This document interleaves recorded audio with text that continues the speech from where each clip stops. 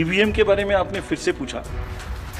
बहुत बार मैं बता चुका हूं आपको, थोड़ा समय लगेगा तो फिर से बता देता हूं। तभी लोग पूछते हैं जब पेजर से उड़ा देते हैं तो ईवीएम को कैसे हैक नहीं कर सकते, ये भी पूछते हैं। जब कोई किसी कंट्री में पेजर से उड़ा दिया तो ईवीएम हैक हो जाएगी। अरे भाई, पेजर कनेक्टेड होता है, ईवीएम कनेक्टेड नहीं होती। जिस दिन पोलिंग खत्म हुई उससे रफली थर्ड डे काउंटिंग होती है। तो आज शाम को 6 बजे से एक एक्सपेक्टेशन राइज हुई। सबने सोचा ये होने वाला है, जिसका कोई साइंटिफिक आधार, जिसका कोई लीक पब्लिक में डिस्क्लोजर में नहीं है। तो वास्तविक रूप से जब वो एक्चुअल रिजल्ट्स आने शुरू होते हैं तो एक मिसमैच होता है, and that mismatch is also giving this can lead to serious issues sometimes. Even the gap between expectation and achievement is nothing but frustration. नमस्कार, मैं रवीश कुमार। महाराष्ट्र चुनाव की तारीख को जरा ध्यान से देखिए। वहां पर 26 नवंबर तक सरकार बन जानी चाहिए। अब नतीजे आ रहे हैं 23 नवंबर को। अगर किसी को बहुमत नहीं मिला, नहीं मानकर चलना चाहिए कि किसी को नहीं मिलेगा, मगर राजनीति में यह संभावना तो है ही। अगर किसी को बहुमत नहीं मिला और 26 नवंबर तक सरकार नहीं बनी तो क्या राष्ट्रपति शासन लागू होगा? और इसके पीछे किस तरह का खेल खेला जाएगा?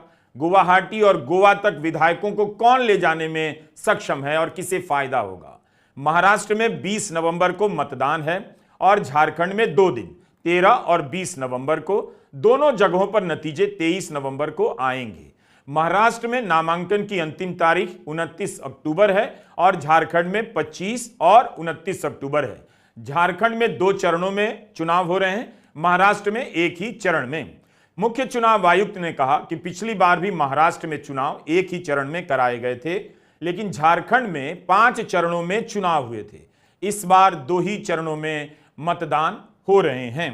पत्रकार हर बार चरणों को लेकर सवाल पूछते हैं, हर बार एक अलग जवाब दिया जाता है, हर जवाब विश्वसनीय लगता है, लेकिन किसी भी जवाब से कोई मानक उत्तर नहीं मिलता। कोई स्पष्टता नहीं आती कि यहां क्यों 2 चरणों में हो रहा है और वहां क्यों 8 चरणों में हुआ करता था। जैसे 2021 में बंगाल विधानसभा के चुनाव 8 चरणों में हुए थे। For Maharashtra, this will be in single phase. The notifications, date of notifications are in front of you. 22nd October would be date of notification. Last date of making nomination would be 29th October. Scrutiny on 30th October. And last date for withdrawal 4th, and date of poll in Maharashtra would be 20th 11. Counting would be on 23rd 11/24, and you will notice that date of poll is Wednesday. Schedule would be like this. Jharkhand would be in 2 phases. The date of poll, first phase would be on, date of poll would be on 13th November, and the second phase would be along with Maharashtra on 20th November. So the date of issue of notification for Jharkhand phase 1 would be 18th, and for phase 2 would be 22nd along with Maharashtra. Nominations for phase 1 would be till 25th of October, and for phase 2 29th. This slide we will share with everyone. And date of poll would be 13th November and 20th November, both Wednesdays. And date of counting would be 23rd 11, that is Saturday. Maharashtra में एक मुद्दा चुनाव चिन्ह का भी है। सितंबर महीने में शरद पवार ने सुप्रीम कोर्ट में याचिका दायर की कि एनसीपी के दोनों गुटों को नया नया चुनाव चिन्ह दिया जाए। इसके पीछे तर्क है कि एक ही पार्टी के एक गुट को पुराना चुनाव चिन्ह दे देने से उसे ज्यादा फायदा पहुंचता है, लेवल प्लेइंग फील्ड की भावना को ठेस पहुंचती है।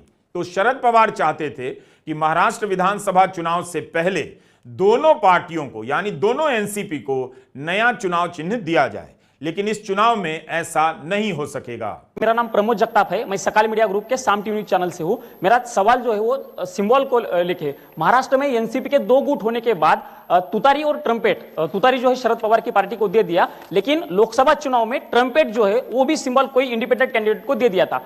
इससे ज्यादा वोट उस इंडिपेंडेंट कैंडिडेट ने लिए थे। शरद पवार के एनसीपी का ऐसा कहना है कि यह सिंबल जो है वो फ्रीज करना चाहिए। महाराष्ट्र के स्टेट इलेक्शन कमीशन ने स्थानिक स्वराज्य संस्था के जो चुनाव है उसमें वो फ्रीज किया है, लेकिन केंद्रीय चुनाव ने अभी तक उसके ऊपर कोई डिसीजन नहीं लिया। एनसीपी का जो सिंबल है मैन बिलोइंग तुरी, सो उसमें हमारे पास में 2 रिक्वेस्ट आई थी। एनसीपी एसपी से।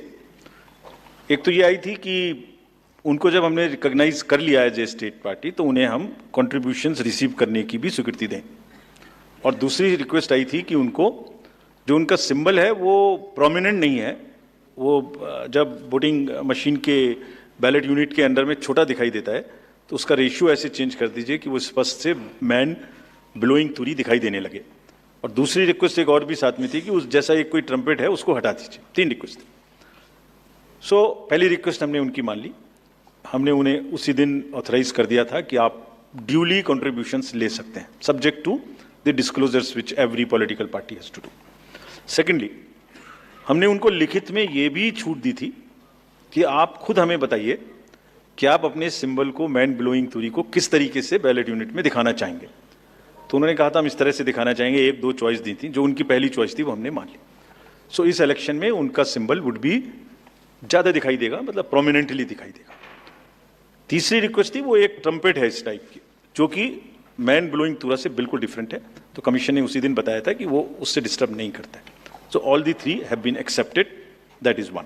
जब हरियाणा और जम्मू कश्मीर के चुनाव का ऐलान हुआ, तब यह सवाल उठा था कि महाराष्ट्र और झारखंड के चुनाव भी साथ क्यों नहीं कराए जा रहे हैं।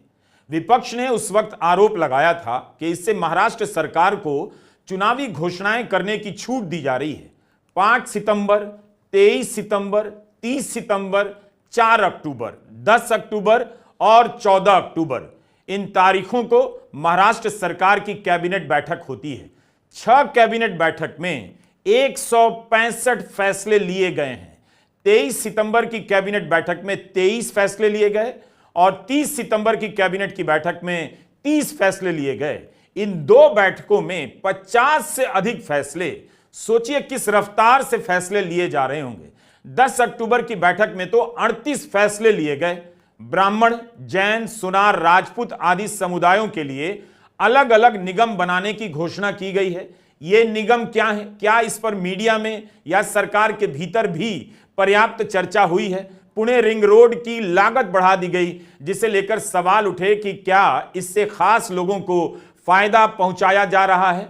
14 अक्टूबर को यानी चुनाव की घोषणा से एक दिन पहले मुंबई के 5 नाकों पर हल्के वाहनों के लिए टोल टैक्स वापस ले लिए गए, जबकि सितंबर महीने में ही इसे 2026 के लिए बढ़ाया गया था।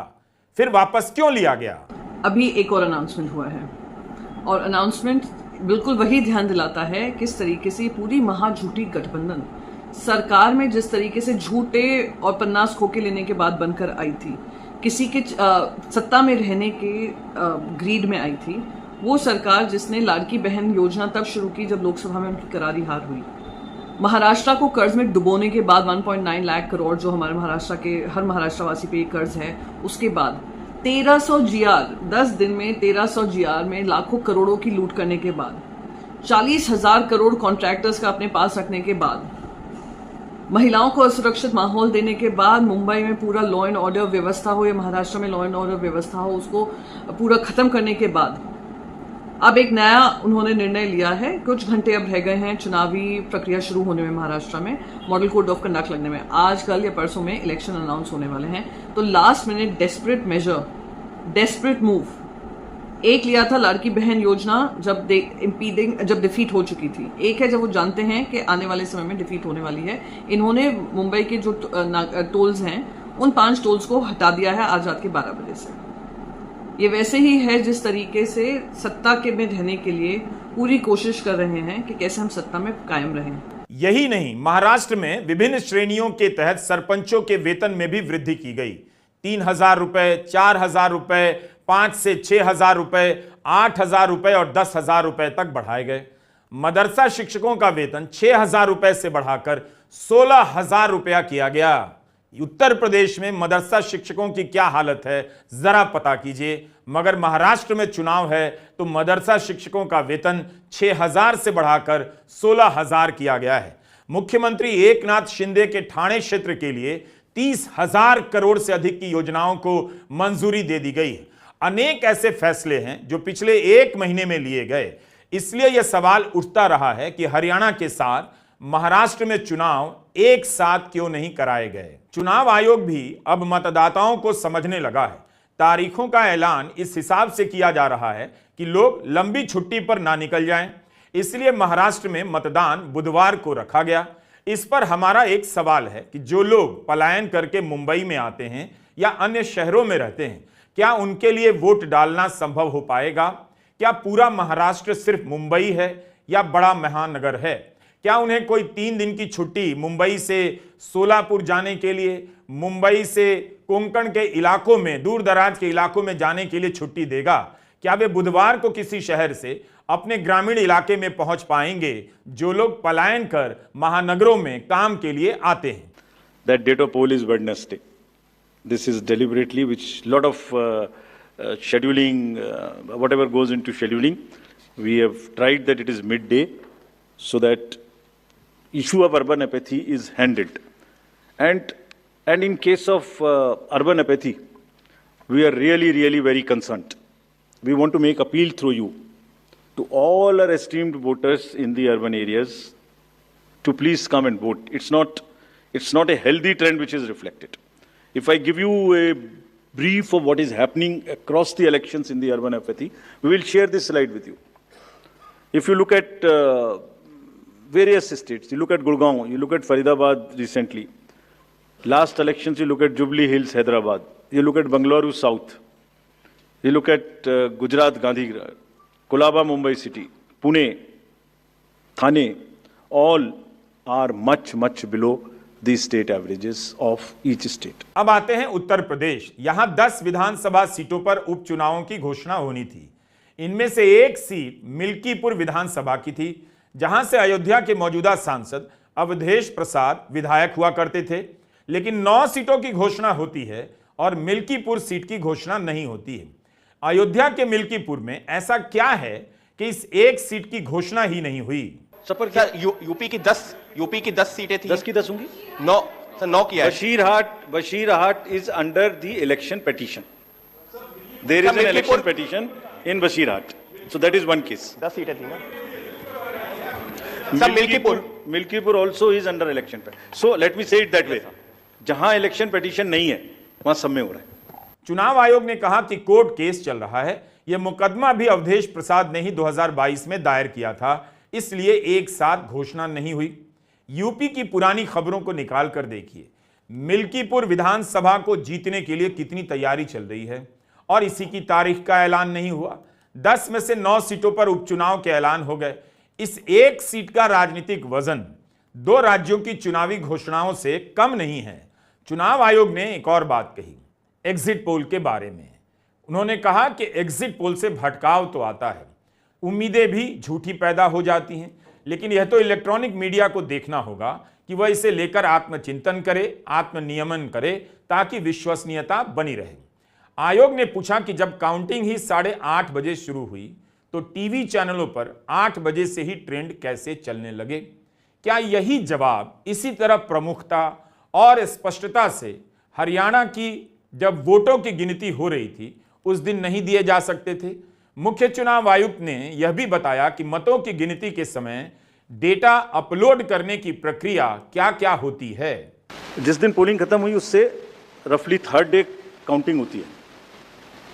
तो आज शाम को 6 बजे से एक एक्सपेक्टेशन राइज हुई।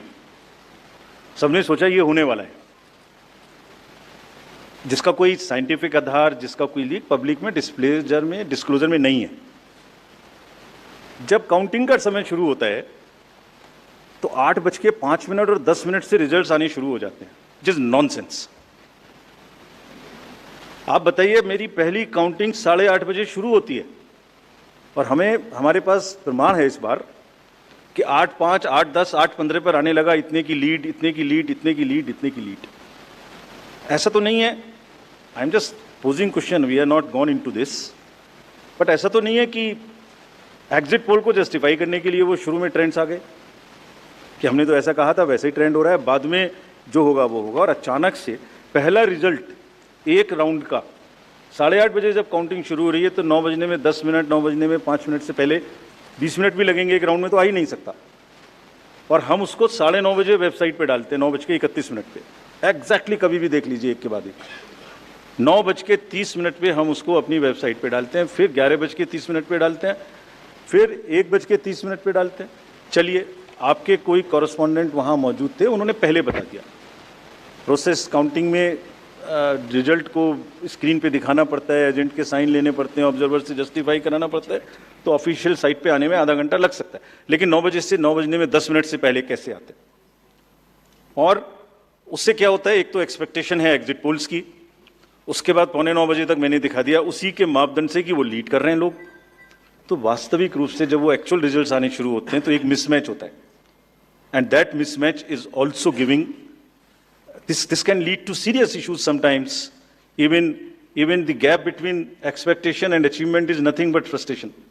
So ये एक विषय ऐसा है जिस पर हम तो नहीं, हमारे हाथ बंधे हुए हैं, लेकिन एक कुछ ना कुछ मंथन की, कुछ ना कुछ, एंड आई एम श्योर जब इस देश में जब कंट्री में इस तरीके की जरूरत होती है तो एक सेल्फ करेक्शन हो जाता है। तो सभी रिस्पॉन्सिबल लोग इसका सेल्फ करेक्शन जरूर करेंगे, I am sure about it. EVM का सवाल चुनाव आयोग को हर प्रेस कॉन्फ्रेंस में परेशान करने लगा है। क्या ईवीएम को लेकर उठे सवालों के जवाब नतीजों के पैटर्न से दिए जा सकते हैं कि अलग अलग नतीजे आए तो उन सवालों का जवाब पूरा हो जाता है? मुख्य चुनाव आयुक्त ने कहा कि कितनी बार एक ही सवाल का जवाब दें, इसलिए उन्होंने इस बार समय लेकर एक और बार विस्तार से ईवीएम के बारे में बताया। ईवीएम के बारे में आपने फिर से पूछा।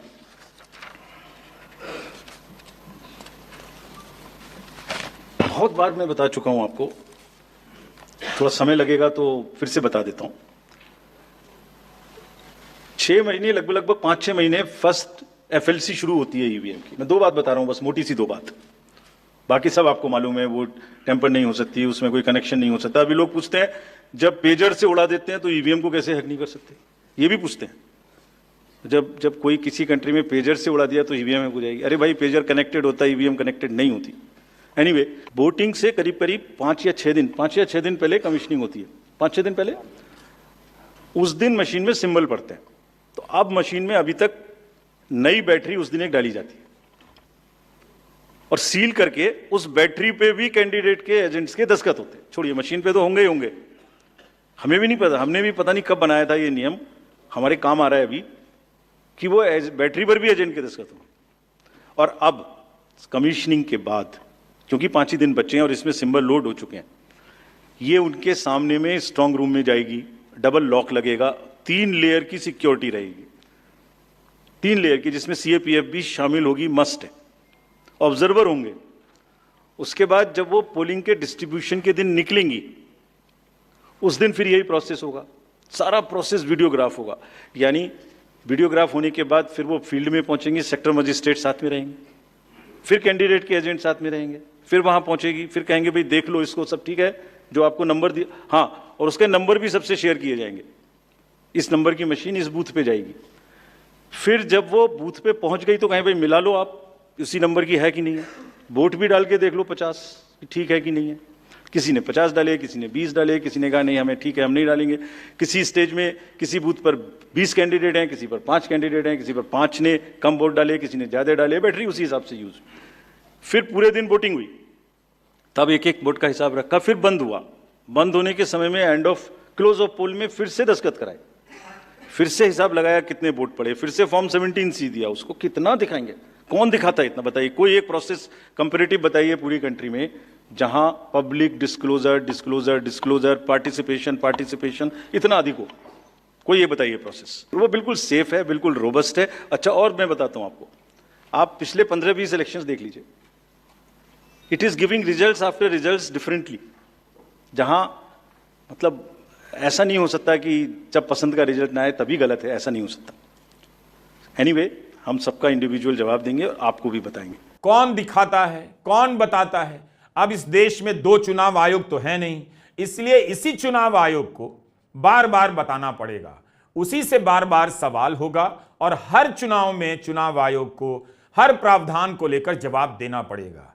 एक बार कह देने से, बता देने से, वेबसाइट पर FAQ डाल देने से लोगों तक इसकी जानकारी नहीं पहुंचती है। उम्मीदवार को भी हर चुनाव में नए सिरे से सारी प्रक्रियाओं को समझना पड़ता है।